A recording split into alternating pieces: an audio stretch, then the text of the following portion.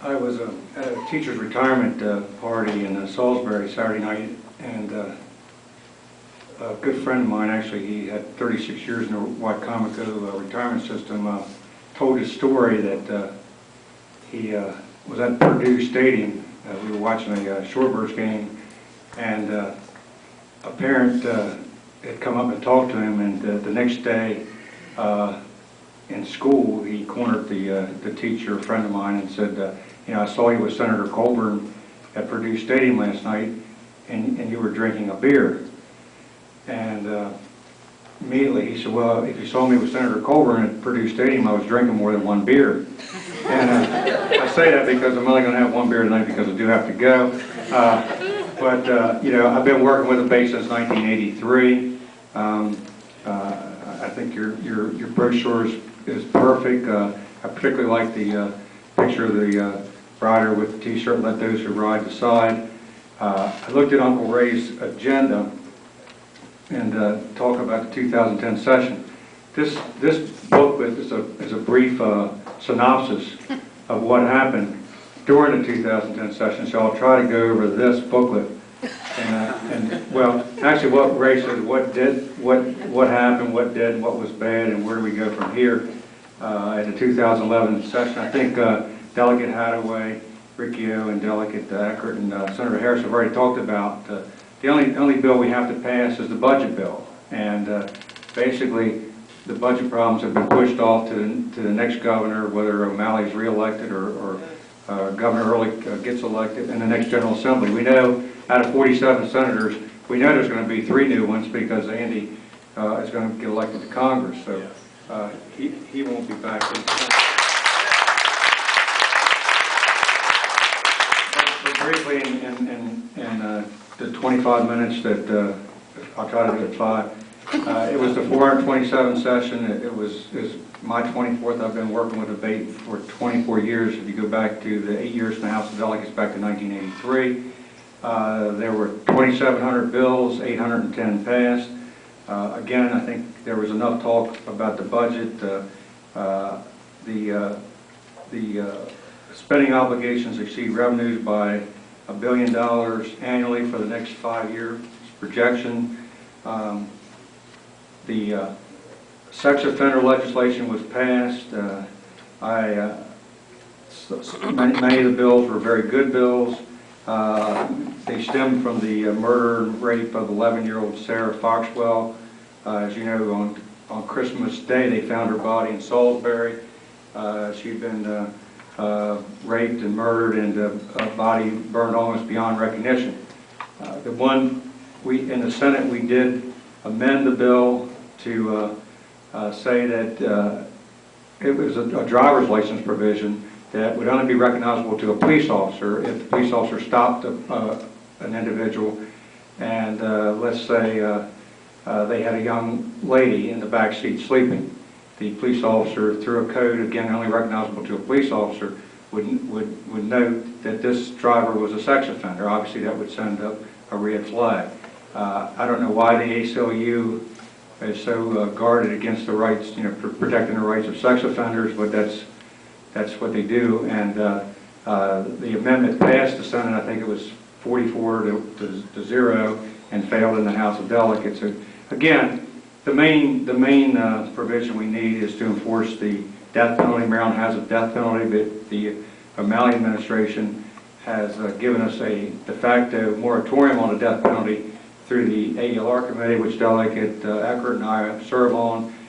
We can take up emergency regulations on stormwater in 2 or 3 days, but for 4 years we haven't been able to pass regulations that would give us a death penalty in Maryland. And Senator Harris will tell you, basically the lethal injection is the same thing that when I had prostate cancer, Senator Harris gave me at Johns Hopkins University. Fortunately, because Andy was there, I did wake up. If you rape and murder somebody, we should have a death penalty in Maryland, and it's beyond me why the House, particularly the House Judiciary Committee, killed that. The Delegate Hadaway mentioned the governor and state said about jobs. Well, it's awful strange that the Maryland Department of Natural Resources would pass regulations that'll take 500 watermen, oyster harvesters off the Chesapeake Bay, which again the Senate passed a legislation that said simply that the regulations creating new sanctuaries going from 9 to 25% and taking the best oyster bars in Chesapeake Bay would not go into effect until April the 1st.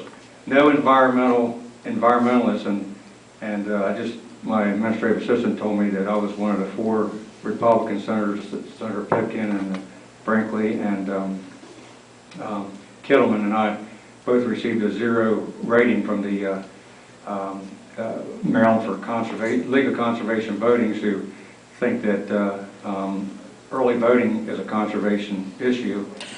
But anyway, they gave me a 0. But nobody from the League of Conservation Voters, if they were here, anybody from the Chesapeake Bay Foundation can give you a reason why just giving the oyster harvesters 6 more months to harvest oysters would have hurt in any way, shape, or form, bringing back the oyster population. And I favor that. 1900, there were enough oysters to filter the bay every day.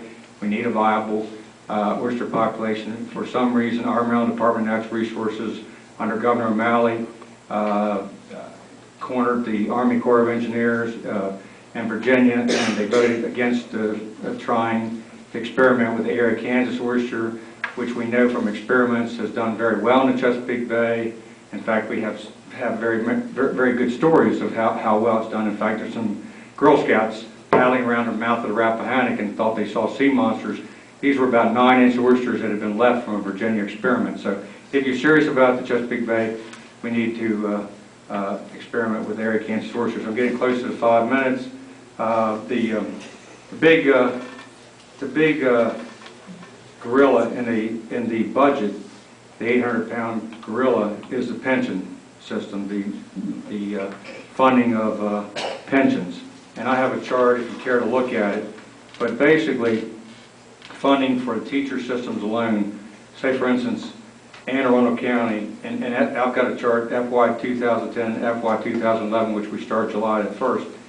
The state of Maryland, $72 million for Anne Arundel County, $82 million for Baltimore City, $93 million for Baltimore City, $5 million for Caroline County, $170 million for Montgomery County, $128 for Prince George's. Those 2 counties alone, Prince George and Montgomery, that's $300 million. $4 million for Talbot. Basically, you go from $760 million to $850 million just from FY 2010 to FY 2011. That's something we have to get a handle on in the future. Again, the General Assembly passed legislation that says that there's going to be a study, and again, that's something that I don't know if it's to look forward to, but something we have to address in the 2011 session.